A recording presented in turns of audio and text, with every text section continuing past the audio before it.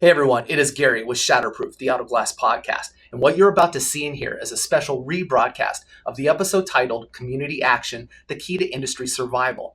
It's an important conversation that was originally published on a different platform, but has since been taken down by the original host due to concerns about potential pressure and legal uncertainty. The IGA believes that this dialogue is far too important to be silenced. It shines a light on the real, everyday challenges faced by independent auto glass shops and the role community-driven action plays in ensuring a fair and competitive industry. To ensure that the content can continue to be shared responsibly, the IGA has made minor edits to this version. These edits were strictly made to remove the sections where the original host was asking questions or offering personal commentary. We want to be clear. No content was altered in a way that favors any party, nor were any statements removed that would materially change the intent or facts shared by the guests involved in this podcast.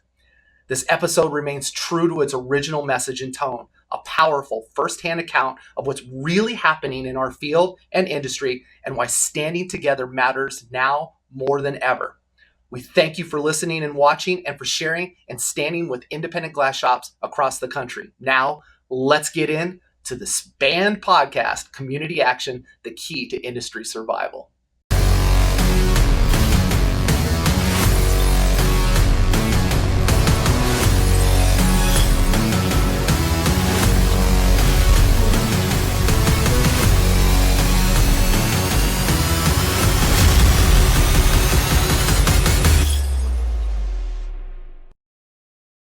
Yeah. So you mentioned battle. We're deep in this battle right now. And what a lot of people don't realize is the IGA has filed formal complaints, not only with the Federal Trade Commission and other federal entities, but all of the state entities that have anything to do with the regulation of third-party administration and or the insurance. So those are going to be your states. We've had this campaign going on now for almost 2 weeks. And to Jamie and I's surprise and the rest of the board, we're still blown away at two things. One, how half the people come to us and go, well, we don't know anything about this. And two, how the only publication in our industry to get news out has not reported on any of this at all, as if it wasn't real. And the reality is, on Monday, we have a meeting with the Department of Justice. You don't go higher than the DOJ when it comes to this stuff. And at the same time, the traction we are gaining in states like Texas and Maine and Oklahoma and Arizona and Minnesota. Minnesota also has their own initiative going on, so we're piggybacking on one another. We are making a difference. We are getting there. But shops need to work with us. And that's something that's frustrating Jamie. Jamie has stories from her colleagues in the area going, you're doing what? What was that story you're telling me, Jamie, earlier? Shop had no idea we had a NAGS thing going on? Yeah, I had an associate. Not only did we post that all over Facebook on multiple Facebook pages, I emailed him that in the email said, hey, read this, sign it. It's important. We're trying to get NAGS prices adjusted. He calls me today. Now, this was months ago we did this. He calls me today. Hey, when are y'all going to do something about NAGS? Are you freaking kidding me? Yeah. I said, dude, we only needed 15. I emailed you that. No, you emailed me the petition for, no, I said I specifically emailed that to you. He goes, well, y'all need to do a better job of getting that out on Facebook. Yeah. What?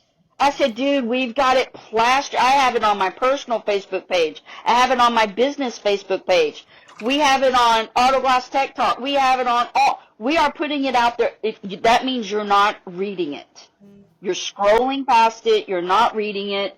And that's where our problem is. And this is a guy that I emailed him. Like all of the people here in the Dallas-Fort Worth area that I know personally, they get a personal message from me. Hey, this is where you can go, or I email them to directly. We need you to read this and sign it. Read this and sign it. Well, yeah, we needed 1,500 as of April 1st, and we blew that again. And I'm not sure where. I get it that first of all, we have flooded emails. We have almost everyone's email address in the industry. And if we don't, you need to go to the IGA, either Facebook page or our website and just click on subscribe so that you at least get our mail and our news. Because as I already led off with, our industry news is not going to carry us for whatever reason, and I don't care. In fact, I almost am to the point where I believe we don't need them. So what we're saying here was, had we hit our first milestone, which was only 500, we could have taken it to the next step. Then there was 1,000. Then there was 1,500.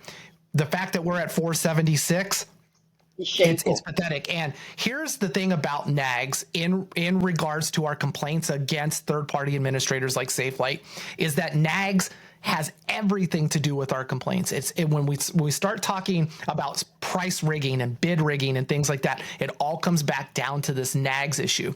And if everybody remembers, and I'll do the setup, is San Antonio Auto Glass Week. I get up and say, hey, the sky is falling. 2 years later, NAGS comes back to San Antonio at another Auto Glass Week and says, oh, hey, by the way, sure, we're going to do some things, and there's a whole video we have online about it.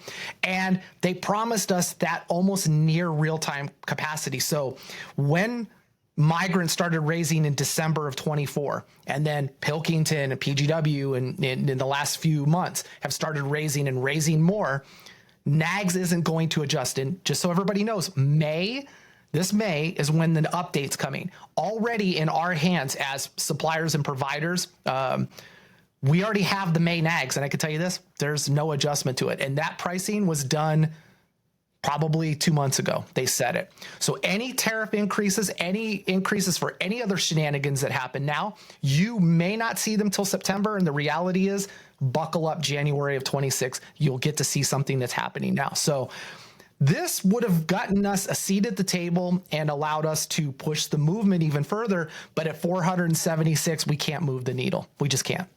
Well, no. So I mean, you talk about that 2007 rising, and the difference in a couple things is this time around. I can't speak to the last time around. I had nothing to do with the IGA. I wasn't a part of the board. I was a frustrated industry partner of the IGA, let's put it, but I had nothing to do with it. Back then, they weren't data gathering. The association was coming out of just having their ass handed to them in that lawsuit, IGA versus SafeLight. So the thing was, there was no evidence or data gathering. The shops were eating one another, going at one another. And here we are, almost 25 years later, where the exact same thing is happening all over again, or 20 years. We're back at it to where shops they want something done. So it's the do something, do nothing attitude, to quite honestly, where I'm just, now people are like, oh, you're not being professional in the forums and whatnot. I'm like, I'm not being professional because I'm asking you to stand up and do what you say you're going to do. So we just finally, we tore the Band-Aid off. We were sick of it. We said, fine, we'll show action. We'll actually do something, whether we have the support of the entire industry or not. And hopefully people will see that this will happen. Now, the naysayers are out there. We're beating their chest going, sending out mail and letters isn't going to do anything. It took us 5 days to get everything out to all the states, get 6 states to immediately reply to us, and the FTC and the Department of Justice, because that's how the game works. And now that we have these, we have our antitrust lawyers opening those doors for us, going down this path. It's no secret. Some people are like, oh, why are you talking publicly about it? Well, we've been talking publicly about this since we sued SafeLight back in the day. And it's only allowed them to sharpen their skills and get it to a point now where every single day, one or more of the tactics that we allege occur. And whether they are in a gray area or they're in an illegal area, we're gonna let the other people figure that out. Lawyers, law degrees, the law, all 50 states, whatever the law is. But at least now we're getting it up there. So we did send this letter, and we've sent other letters out that outline all of our complaints and issues with regards to SafeLight as a third-party administrator, with the emphasis on their role of taking State Farm on July 1. We also have sent other letters out that are crafted for the shop's benefit on their state level, their legislators, especially in those states where the NCOIL, that's the National Coalition of Insurance Legislators, have this template that they're now going around or will be going around with saying, hey, okay, Texas, okay, Ohio, adopt this template, and that's going to constrict the industry. And guess who was the participant on that? Safelite. Guess who wasn't a participant? Anybody else in the auto glass industry. And you should also know, and it's not a conspiracy theory, Safelite also is a partner for the National Insurance Crime Bureau, NICB. So when you talk about their enforcement arm, which they mention in the NCOIL documentation, and this, it's all stacked up. So we've made a formal complaint and rebuttal against the NCOIL Act. We've now done all of this. So we're pulling it together. And what we're asking shops to simply do, and this is really simple to do, iga.org/advocacy. And when you get there, all we need you to do is read this so that you understand why and what you're doing. And then we just need you to fill out this form. And when you do fill it out, please pay careful attention to sign your signature as best as possible, not just a scribble, because we're actually using that signature on your behalf when we send these mailings out and these emails out to your state officials and the federal officials. Hit let's go, and that you just did all the hard work. We now do all the heavy lifting, and we're gonna send all of that out. So at this point, that's all you have to do, and that's all we're asking for. We've had good traction on this, but we need more. We need coverage in all 50 states, and I can tell you this: 1 or 2 shops in a state aren't going to cut it. I need dozens. So once you get those to us, we take off. Off we go. Off into the sun, as they say. And here's the thing. Here's the deal. Just in my market alone, there's over 200 glass shops. And there is absolutely no reason why the state of Texas doesn't have 2,000 glass shops signing these and getting on board, and that goes on for every other state. A couple of hundred for a state, I mean, if you stop and think about it, a couple of hundred per state, that's a small percentage of how many glass shops there are in every state. I mean, take Arizona, for example. There's a glass shop on every other corner. Every single one of them. I don't want to hear any more of, what's the Independent Glass Association doing? I don't want to hear that anymore. This is what we're doing. And we are asking you, please help us. We need numbers. And if you want to know what we're doing, this is what we're doing. This is your opportunity to jump on board. Help us, because the more help we have, the better the chances are that we are going to beat this. A lot of these small independent guys, they're going to be working for Safelite. You just said that the company you work for before we got on, you guys are struggling trying to find technicians. Okay, y'all aren't very big compared to Safelite, and you cannot find technicians. Well, if Safelite goes on this rampage and they get State Farm and they actually go out and they start getting the dealerships and rental car agencies and all of that back, they don't have the manpower either. But where they're going to get that manpower?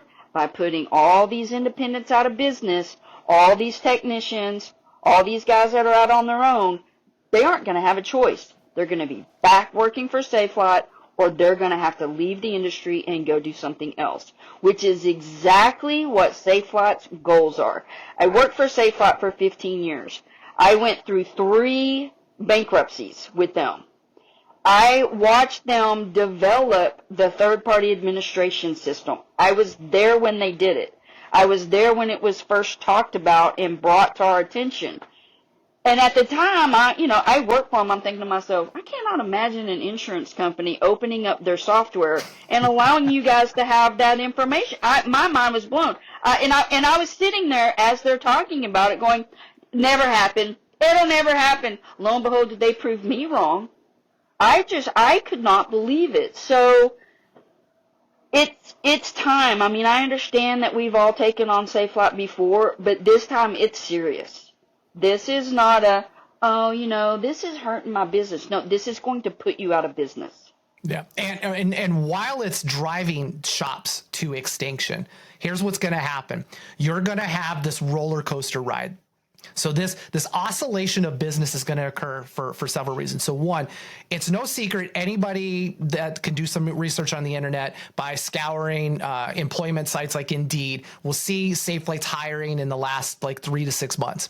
And you start looking at hiring titles like outside sales specialist. Well, what do you need an outside sales specialist for? Unless you are now re-engaging with that commercial and those fleet accounts, which we've already started to get indication along the Eastern Seaboard that independent shops, fleet and commercial accounts are now being contacted by these outside sales specialists. And so they're going down that road. And over time, what you're going to start seeing is that building of the sales channel. Once you start feeding the pipeline, to Jamie's point, now you need the techs. So now you're going to have to go out and start poaching techs from where? Well, schools aren't churning them out. You're not going to get enough, James, what like Fix is doing with the apprenticeship program. And even then that's kind of baked, in my opinion, in a way to say, hey, when you learn this trade, come work for a Speedy or a Novus or a Fix location. So there's just a lack of talent. You're going to have to go to like Jamie's company and everybody else that's watching this right now and start poaching those people, promising $5,000 signing bonus if you're still around in 6 months. They're just going to dangle this because they're going to need to be able to do the work. And they're going to have to be able to do it at a level that the independents have been able to serve it. So I'll pick a name out of the hat, Hertz. Okay. So Jamie has Hertz and she's serviced it. So even Friday at 4:50, she gets a call from her local Hertz. Come down. I need 3 vehicles done tonight. Jamie's going to jump over hoops to get those done. Whereas these bigger companies would go, we'll see you Monday. Or we may not be able to get to it, but they're going to have techs and people that understand they have to service those accounts. So shops may not see an immediate loss, but what they're going to see is an oscillation of their revenue over time. July 1 hits. Nobody has any idea if this fair rotation with State Farm is going to still continue to occur. We have no idea what's going to happen with the pricing. But one thing we can be assured of is the tactics and everything that this TPA currently does to our industry will continue. Because no other top 20 insurer has stood up to it. They've all gone along with it. And if I may, for just a few seconds while I'm talking about this, I do want to share something that some people may not be very familiar with, and that's because you may have not filed your own claim in this particular manner. But one of the things that we've prepped and we're now showing is this overview of how this happens. So you happen to be looking at USAA, whether it's the app or this website. As you're going through this, what's occurring is I come to this page as an insured and I'm given report a glass claim. But nowhere here, before I click on this button, does it say I have the choice or to choose Jamie's shop. So Superior doesn't even come up in this case. And if I want to learn about what this program is, I have to scroll all the way down to the bottom before I'm told, well, I can choose anybody. So while you can choose or get your windshield repair anywhere, we're going to tell you to go to Safelight. So right off the bat, this is where they're doing it at. But I had to go all the way down the page. Nobody scrolls to the end of the page. They were going to do that back up front. I click on it and look what it says. We're going to guide you to the Safelight Auto Glass website. Well, wait, you have Safelight Solutions. They're the TPA. Why am I going to Safelight Auto Glass? So a big part of what the IGA's campaign is now, we're doing a massive campaign coming up to educate the industry on this exact point, which is the separation of Safelight Group and Safelight Auto Glass, two distinctive things. Now, when this comes up, I get this, hey, you're leaving US. So this is USAA's disclaimer of, no problem. And now we're going to take you out of here and you're going to this third party site. So I leave USAA and this looks like USAA. There's a logo up there, but the thing is, this is Safelight Solutions site. So now I'm going through filling out my data loss, doing all of that stuff. Hey, where did it happen? Arizona, all that happy, fun stuff. And I'll just skip ahead here because this is the boring part, filling this crap out.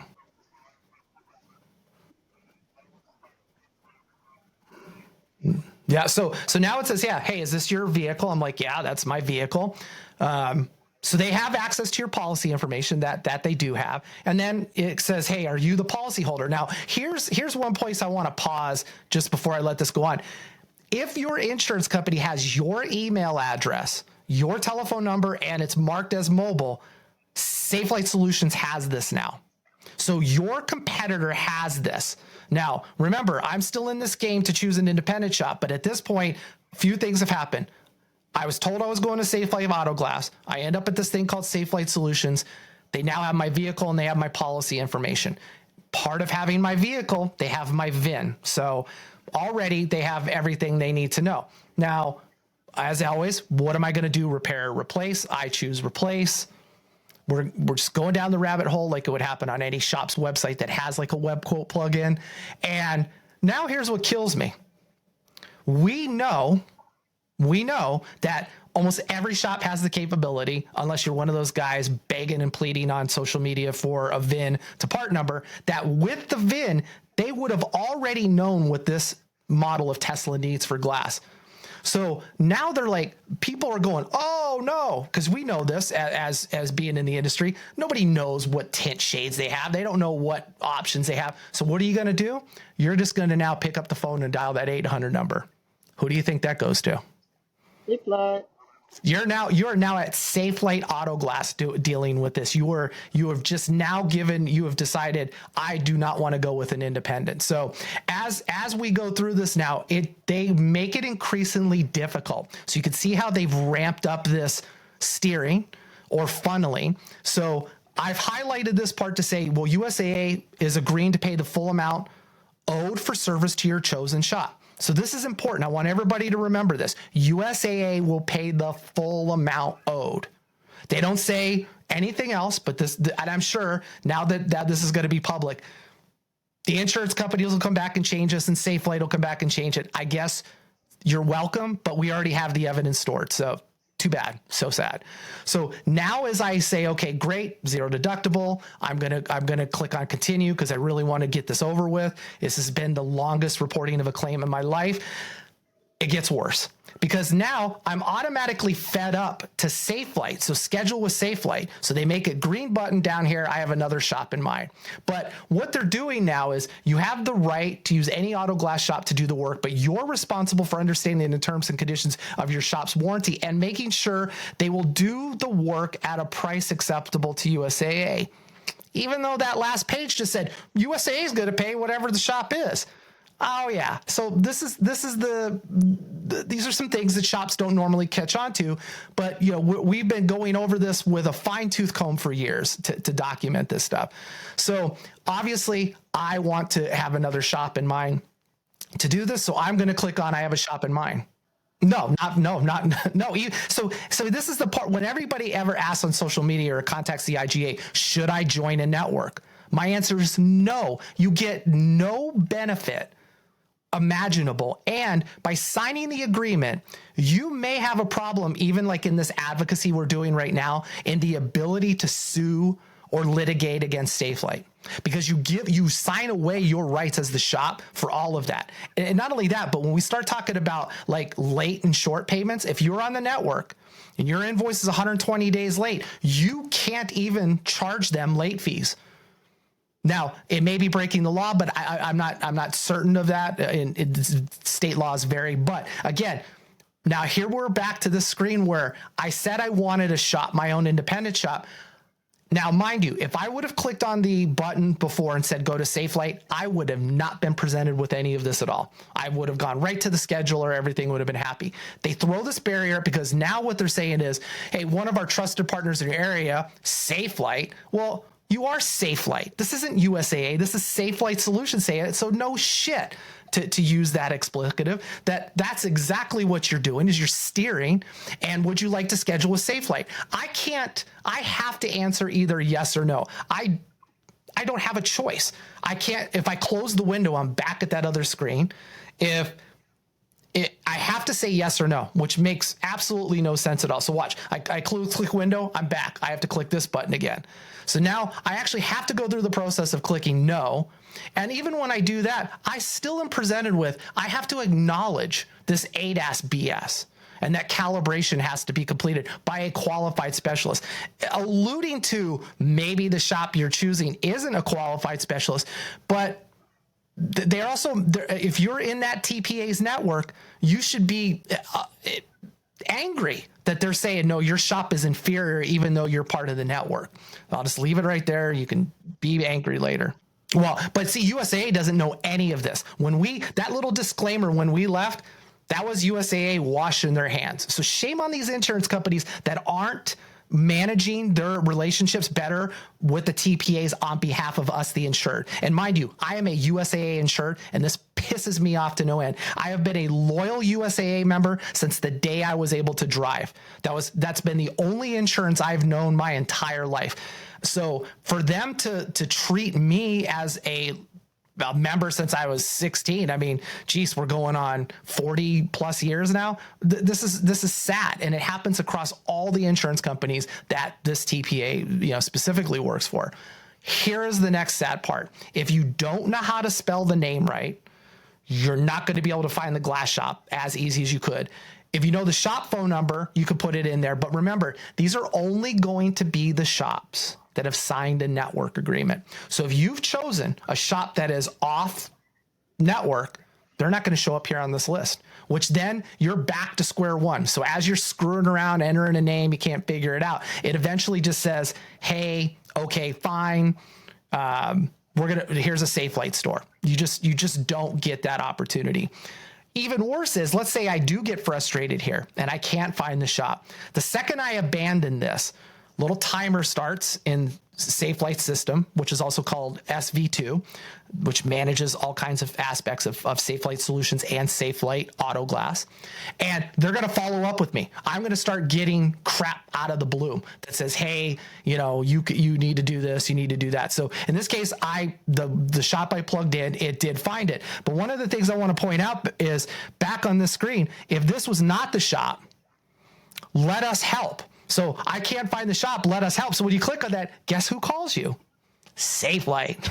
So I wanted to share this because this is part of a campaign that we have coming out across the board that you could start educating your customers on. And a lot of shops have never seen this, and they're seeing it for the first time. They're seeing the irony in all of it.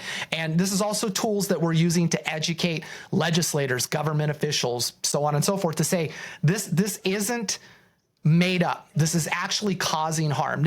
This is just one component, the steering. We've got all of these other claims, financial claims and whatnot. So that's just one of them that we wanted to get out there. But that's why it's important for shops to go to iga.org/advocacy. That'll get you to the form, fill it out. That's all we're asking you to do right now.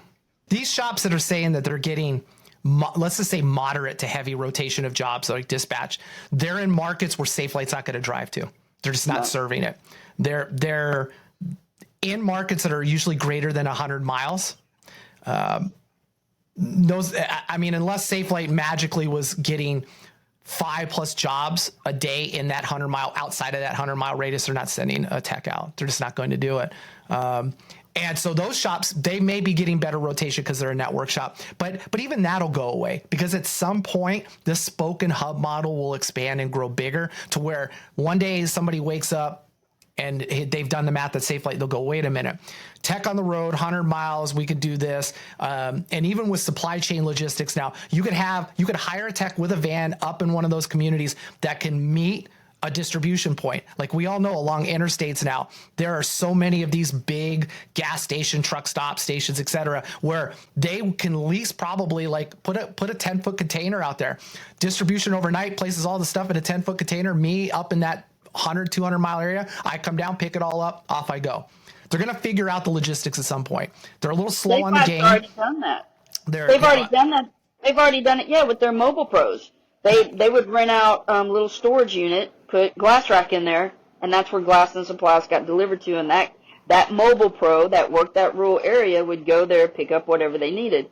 They've already done that. Don't think they won't come back and do it again. Yeah, and they made it easier for them to do that when they had service. Now that they don't, that broke their supply chain. So the thing is, these shops are going to have to realize at some point there's no benefit for them at all. You get none of it. And I can't tell you, anybody can go to the IGA.org/steering page and look at the complaints. And a majority of those complaints in there where we were able to recover the late and short payments for them. And I'm talking average is 90 plus days on that. They're a network shop. We couldn't help them get any late fees back. Meanwhile, the rest of us in life, you're 5 minutes late on your cable bill. You're 5 minutes late on your power electricity bill. Boom. You're charged a late fee. You know, so that's what's crazy here. So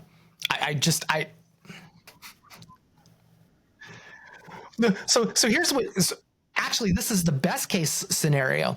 If all of a sudden Safeway found out who the shops were that are behind this, and they hold up reasonable claims processing, first notice of loss payments and things of that nature, they're committing crimes. There's already shops out there that are circling the wagons with regards to some shops call up and their number's been blocked by Safeway by the ability to call it, allegedly, from what I understand. I don't have firsthand knowledge, but this is what I'm hearing.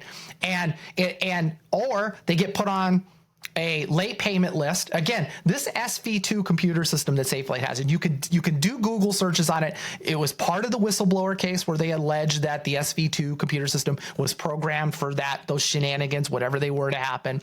And before too, I go on that, James, that's not over with yet. Even though they settled, I want shops to know it's not over. They only settled with 2 states. It was only 2 states that brought it.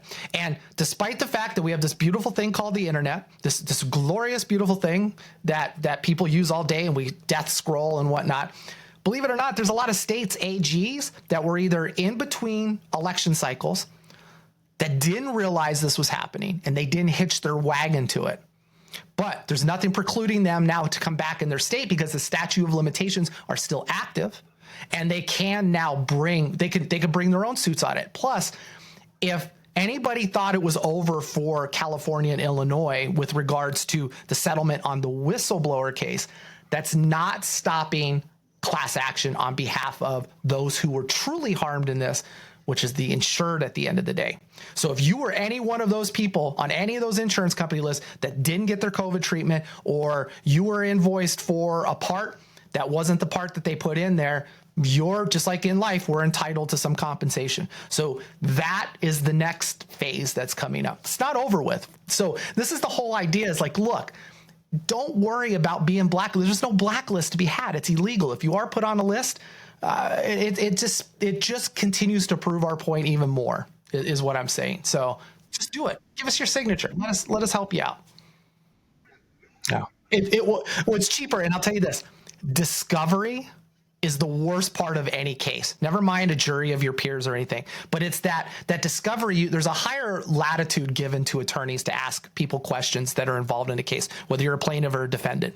And they'll come in and ask you stupid things like, oh, look, on your LinkedIn profile, you say you're a champion and will battle for the little guy. Well, so explain the word battle. And you're like, come on, this is, you object to it. And then they get whoever's there says, no, you have to answer it. And you're like, yeah, battle as in, we're battling you. It's a David and Goliath situation. And who cares what adjective I use in my description? Hell, my pronoun is Martian on LinkedIn. You going to ask me about that? And it has nothing to do with that. But anyway, that is just something that I just don't understand why we're afraid of it, and we shouldn't be. And no company should be as big as this and get away what they do. And in the pharmaceutical area, we liken this case to how these pharmaceutical benefit managers worked in that same regard, whereas they set the prices, they had their own pharmacies.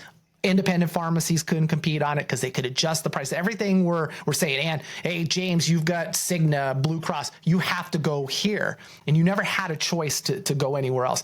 That got regulated.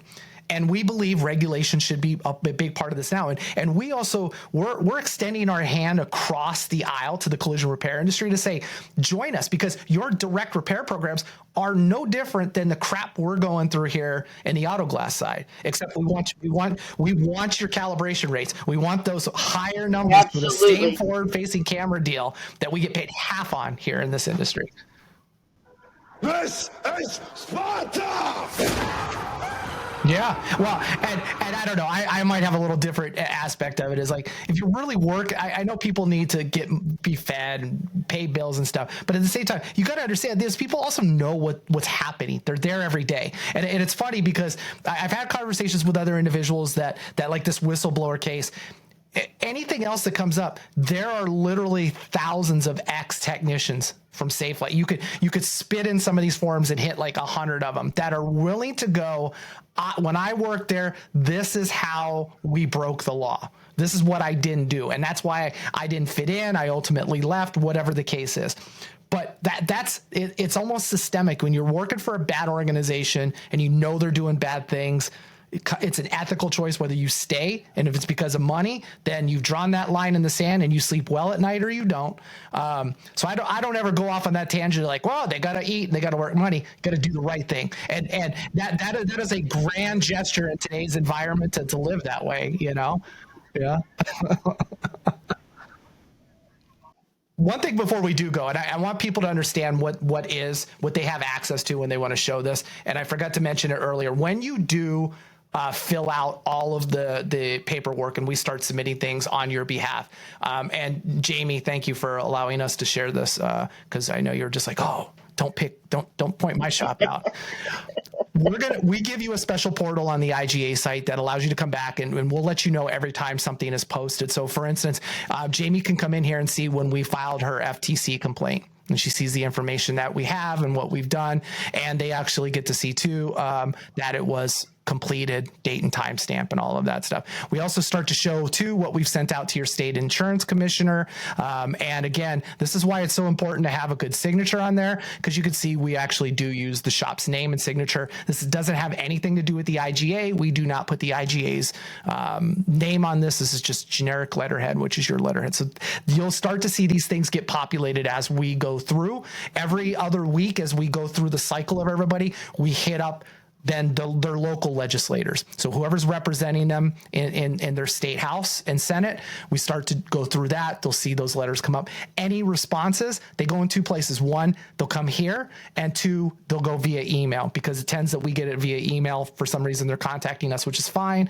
So you'll get to see this. So that is what you can expect when you do fill out this advocacy aspect of it. Subscribe and like to all the IGA stuff, because here's why. When we do put up new stuff, we're not going to be covered by anybody else other than our own means. So the only way you're going to be alerted to it is if you subscribe and like, and you're just going to get a little thing that pops up. Even more awkward, you're on a family vacation in the hotel, you add your credentials to YouTube, and James and I are popping up ad nauseum across the screen. That's great. I like it because I'm like, oh my God, I'm on TV at a Marriott. But the whole idea is we can get that out there. Get involved. I appreciate everybody that is getting involved. For those of you that are just sitting on your hands, get off your hands. Let's work together. Now is the time. There's no other time at all to get involved. So let's do it.